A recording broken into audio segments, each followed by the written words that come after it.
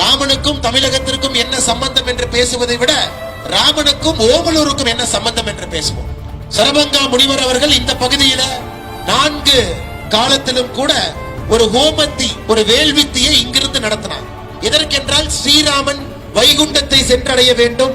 அவருடைய கால் இந்த நிலத்திலே பட்டிருக்கிறது. அதற்காக சில பாவங்கள் ஸ்ரீராமனுக்கு வந்திருக்கும். அதற்காக வேள்வி நடத்தப்பட்டு ஸ்ரீராமன் வைகுண்டம் செல்வதற்கு ஒரு ஊர் துணை இருந்திருக்கிறது என்றால் அது ஓமலூர். இந்த பகுதி சரபங்கா முனிவர் அவர்கள் வாழ்ந்த இடம், ஹோமம் செய்த இடம். அதனாலதான் இந்த ஊர்ல ஒரு நதியும் கூட சரபங்கா நதி என்கின்ற நதி நம்ம ஊர்ல இருக்குது. இந்தியால எங்க போனாலும் கூட ராமனுடைய பாதங்கள் செல்லாத இடம் கிடையாது.